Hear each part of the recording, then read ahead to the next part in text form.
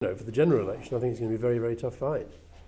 I think we're in a situation where a lot of people just feel they don't want to vote for anybody, and that's a dangerous and alarming situation. But I think there's a long enough time now for the Labour Party to show that it's got the answers, it's rooted in the lives of real people. This isn't a popular government. I don't feel the country wants this government back, but the Labour Party's got a few months to show that it's a viable alternative.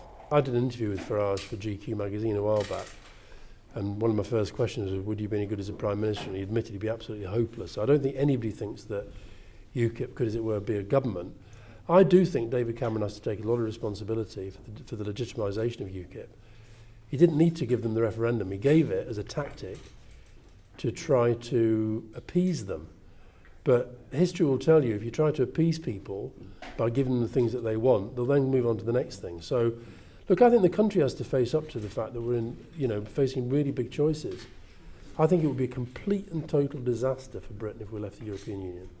I think there's a danger we'd fade into almost complete insignificance, other than as a great historical power.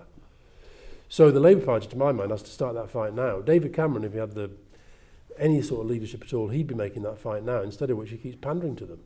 Well, he's been elected leader, and the Labour Party is in a good position to win the next election. It's not just about the leadership, it's about the whole Labour Party understanding we're in a really big fight. It's very, very hard in our system for a government that loses power to get it back in a single term, but actually we've got the chance to do that because this is not a popular government. So I think the Labour Party can win, but I think we've got to up the game in all sorts of different ways. There are far more people in Britain who have serious problems with alcohol than have problem with drugs. Now, I understand there's a big difference. Alcohol is not illegal.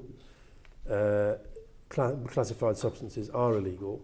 But the fact is we spend far more money trying to rehabilitate a small number of drug users than we do on trying to help vast numbers of people who've got a real problem with alcohol. So I think we are looking at it through the wrong end of the telescope.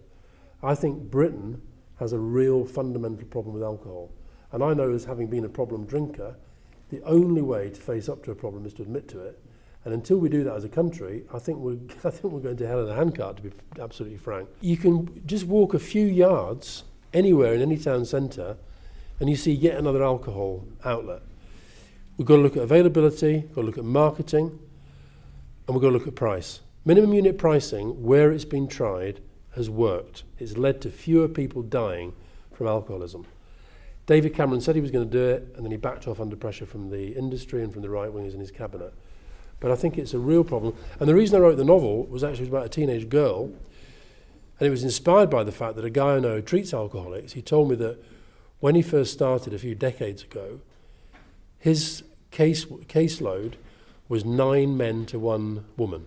It's now 50-50 with liver disease. And liver disease is the only big killer that is actually rising in the UK, and that's down to alcohol consumption. So the fact is, it was a silly tweet. Should she resign? I'm not so sure. The fact is that the real story of that by-election is the fact that the Tories are in real trouble against UKIP. No, and also the UKIP they've become a phenomenon, in my view, as I said earlier, because David Cameron made them legitimate by caving in on the question of a referendum. I think there's a real danger that the media spends all its time talking about process and froth and all the rest of it. The idea that the Labour Party disrespects working people is complete baloney. When I see David Cameron on the television this morning saying this shows that the Labour Party has no understanding of working man, I mean, do me a favour. There are fundamental differences between the parties. The point for the Labour Party is that we have to make sure the public understand what we're actually saying, as opposed to this line that gets run against all politicians are the same. I know hundreds of politicians, they're all very, very different.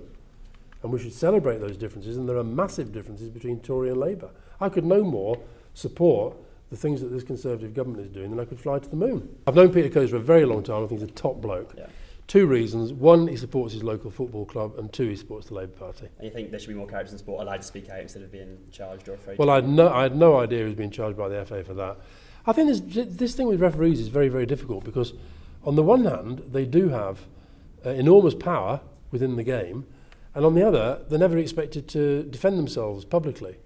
And I think look, managers do, it's a kind of default position for managers to blame the referee when things go wrong, but sometimes referees do get things wrong and they should be told so.